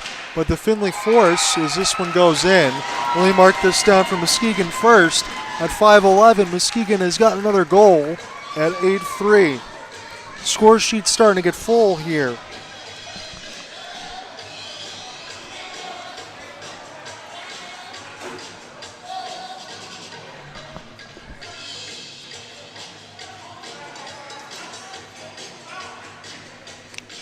Apologies for not being able to give you those score shout-outs because we're not going to have those today because Nick's got triple duty essentially going on and I have to flip them on the sheet while we've gotten time.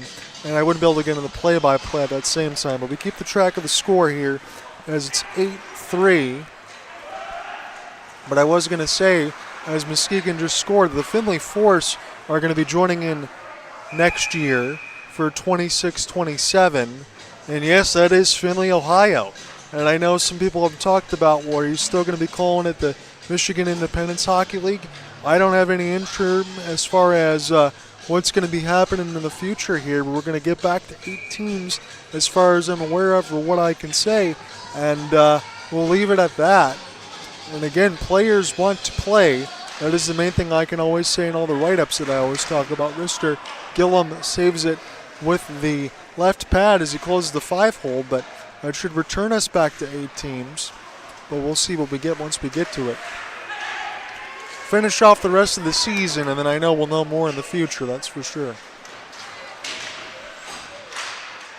Here is a chance toward the left side of the boards.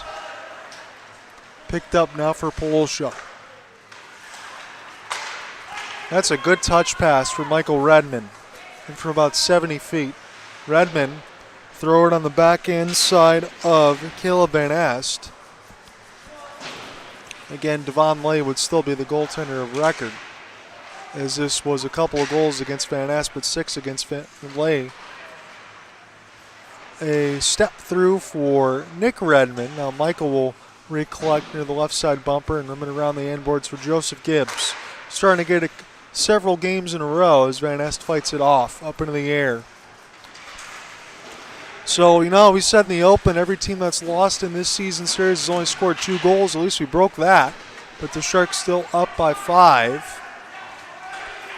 Kieran Carl will have to play some defense with Joe Gibbs. And now we're really getting some pushing. Now some punches. We got Nick Redman. Oh, we got a war going on. Van Ast is coming over. Jacob Gillum's coming over. This is going to look like an NHL fight.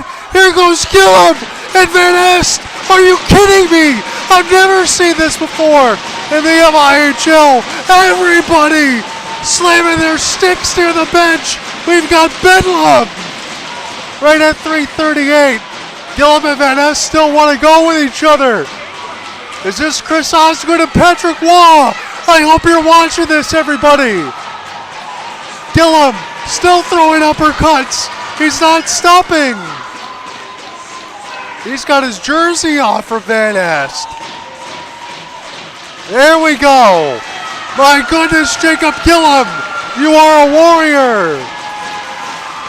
Unbelievable. I've never seen this in my 4 years, about 3.5 years of doing this with the Sharks.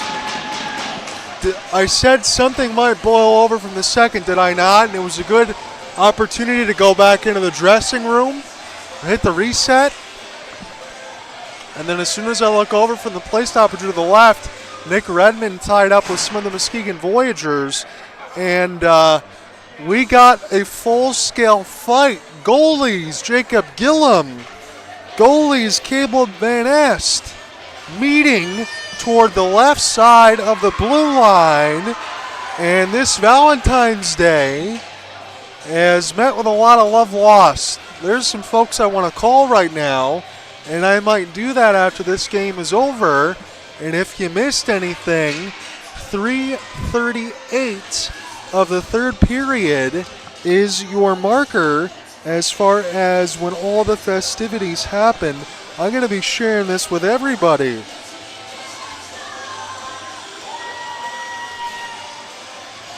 We're going to see who gets kicked out of the game. Joe DeWitt, the first to go. Andrew Dundas gets the gate. There's going to be some Sharks that get the gate for sure.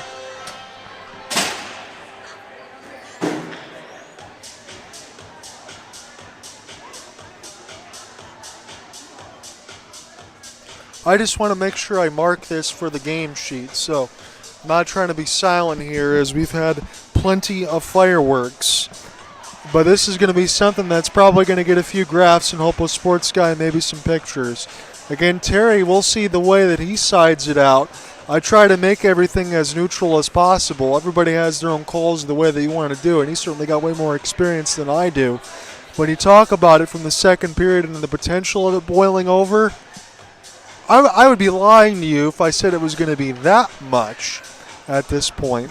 And I thought before that this game might end before the 7:30 marker. Well, that fight's going to maybe force some housekeeping. I feel bad for Nick to have to also put all the data there online for the way that these fights have gone. We'll see how that lays out, maybe what we can do. But, ladies and gentlemen, it was a full-scale fight. It's the first one that I've seen here in the MIHL. We've seen some healthy scraps, for Cole Halgamo and throughout the years when the Blue Water Stars. You didn't get a chance to see Sheboygan very long, but some of these teams that have moved in when you had the Gaylord Snow and now Alpena 45ers, seen some of that, but this is one that really boiled over for the first time, I think, the heaviest that it's ever been. Again, I would have to go back and talk to John Stonehouse or maybe even Nick or some of the other guys like Jay and see on the Muskegon side what they think or how long it's been throughout the league. We got some Sharks going to have to try to keep a little bit warm here doing some laps and be getting a little rest. Again, as I said, we did see DeWitt and Dundas leave the ice. The two defensemen.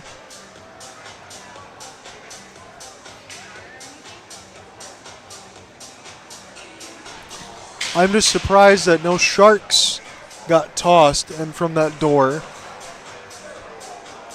And if they don't, I think it is worth repeating that it goes back in from that second period when Michael Redmond was mentioning, hey, there was some cross checks toward my teammate's back and near the players' benches that he was signifying to the referee, like, if you guys don't take control of this, it may boil over. And that's what happened. That's what I'm thinking from my four eyes, trying to relay the honesty back to you. And there might have been too many liberties, and then Nick Redmond said, you know what? For number 77, we're just going to go out and finish this off, and we're going to lay the smackdown on the ice, just like these teams have done on their home ice. This series will go back to 2 wins, 2 losses apiece, with 2 more meetings to go. I guess it really is worth noting now, and I'll make sure that nobody's sick and everybody's able to join there alongside with me. I'm going to have to bring some extra tickets. But the regular season is going to end March 21st on Saturday against these same Voyagers. Now, on that March 21st, when the season does end for both teams, you need to be able to pace yourself to be healthy for early and mid-April, correct? You can't lay out any needless injuries, but you really got to wonder here if this certainly is going to carry over into the start of the Sharks' 4-game road trip that'll be upcoming after this.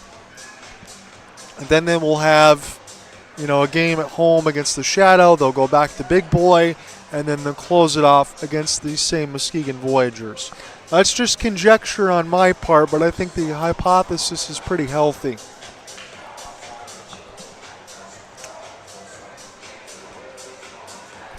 So as we sit at an unprecedented spot, I don't mean to motor mouth too much, but we'll just give you a reset for anyone that hadn't joined us. The reason why we are waiting at 3:38, we might be getting closer here to puck drop now, as Joe Gibbs having a conversation with Gillum. That's his second fight, I believe, for Jacob Gillum, or at least keeping himself safe in amongst the goal crease.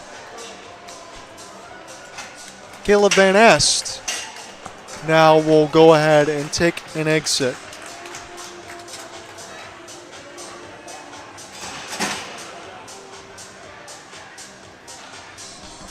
That means Devon Lay's going to have to come in, or they don't have another goaltender to use. You'd have to use the Zamboni driver. Little David Ayers from the Maple Leafs and the, Carolina Hurricanes when the famous Steve Dangle rant. But before I get ahead of myself, 3:38 of the third, the reason why we had this delay is because of a full-scale war, and I'm not using that term lightly, toward the left side. Nick Redmond, I think a little bit too liberties were taken from the Muskegon Voyagers. He finally decided, you know what, I'm going to let things go. We talked about the cross-check event toward the right side that Michael Redmond was mentioning. In from the Voyagers taking too many liberties. I think that boiled over. And then you had Jacob Gillum come back over to start to defend his teammates, the Waterford Sharks netminder. Caleb Van Est goes over there as well, and we got a goalie fight. Again, we haven't seen a lot of those. When I talked about Chris Osgood and Patrick Waugh, I meant it. I mean, those guys were fighting pretty substantially. I mean, that lasted, and it's a long stretch of time. They kind of feel like everything's in slow motion. A good 30, 35 seconds with some severe blows and uppercuts. That was a healthy scrap we got between the whole team. I mean, benches didn't clear, but everybody that was out there in the possession all came together to fight. So one more time, as I look back over, Devon Lay comes back into the goal crease. This is unreal. Of all the things you never thought you'd see, and again, I know it's hockey and it's pure sense of form nonetheless, and two teams that don't like each other, but not like that. I mean, that looked more like Avalanche Red Wings. This pass eludes picture, and now hopefully the last 3:30 will be a little more diplomatic. This is picked off. Hill's all alone. Lay just come back, and that one is saved with the left stick. It makes me laugh there for Muskegon because you have to enjoy it. But, yeah, the guys are really into it right now, and that's what you love to see. Now here's a chance with a pass up and tight. And, again, I thought at least, Joe DeFay is back out there right now. But you got two defensemen out and a goalie out.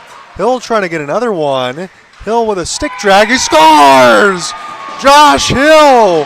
They tried to interfere with him. They couldn't slow him down. And DeFay, his second time back around, gives up another goal.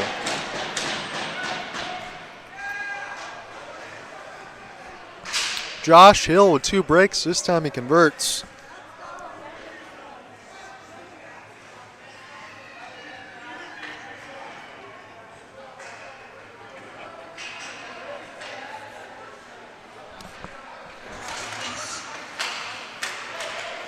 .254, Josh Hill, the latest.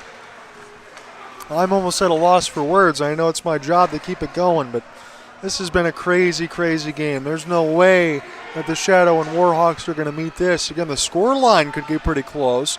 I didn't think it was going to be as much of a blowout as it was again, but Sharks are given a penalty. We see 1, 2, 3, 4 on the ice. Maybe embellishment after that goal, but when Hill scores something like that, I think he's got to give it to his opponent. Not going to mind it. This is a good reverse hit there. Kuramachi. Again, I apologize to anyone who said that maybe if they were sick and shouldn't be here or whatnot, they're missing a heck of a game. This is something I didn't even think I was going to see 2 times against Muskegon. We've seen things we didn't think we were going to see. Theo Goody Now here for Polosha. Can they catch him? He gets a backhand finally, stick chopped away off a third effort. This is starting to feel like a scrimmage here for the Waterford Sharks. But again, both games that are played on home ice, it's only going to be 2 wins and 2 losses for both teams in this season series, all on home ice with 2 more to go. But that's just going to make this March 21st date. And I'm thinking about bringing the fiance to the first time over for here. And if she sees this, I think she would go to more games with me. She's not as much of a sports fan as I am. Again, it's one of those opposites attract type of thing. But as it is, I'm going to try to get her to be involved in some of the stuff that I would like to use as a profession, that's for sure. Down to the final 90 seconds as this is put on the inboards. Gibbs still on his hat trick watch, and the Sharks are 1 away from double digits as this is near the left of the mesh of May and back and behind the net. There's a slap shot and a catch into the trapper for Devon Lay. That's tough to have to come back in. You pull from a few goals after Van Ness comes in, and then you got to deal with an immediate break for Hill like that after all that circus of fights. Not a bad netminder by any means. I just think he's been kind of left out to dry, but you kind of wondered the way that it's been. I wish I was down at Lakeshore Sports Center for the regular season games. That's clapped in. Oh my goodness, Cole Helgamo. It's 10-3. That is an absolute bullet. What are you going to do about that? That's kind of what I'm alluding to. And these games just don't feel like anything that we're going to see in the playoffs. I almost feel like I should take anything in the regular season. Yes, the regular season points matter. That's what's going to give you your seeding and home ice advantage. But I just can't, for the life of me, think that we're going to see anything like this when you get to the postseason.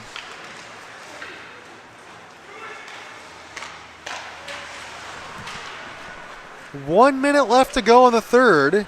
Again, the Sharks had 3 points ahead in the standings. Muskegon's going to fall down to 5, and they will at least stay at 3, assuming the Shadow will take care of their business. They should be getting underway right now. Saints got a win over the 45ers yesterday, and it's just these 2 games right now. Kalkaska, not sure if they were active again this week, but they will be. They're going to have a weekend back-to-back after when the regular season was supposed to end. I think that'll be set for the 27-28 if I have the correct days in front of me for Saturday and Sunday, because the season initially was supposed to end on the 22nd on my birthday side. Slapper. This one saved by Gillum and back and behind the net as we got 15 seconds left to go. But Muskegon is going to take a bloodbath, the courtesy of the Waterford Sharks on this Valentine's Day. Little Valentine's Day massacre on the ice in the Red Rink, and that is going to be your final. The Waterford Sharks, as this is in the corner, win this one 10-3.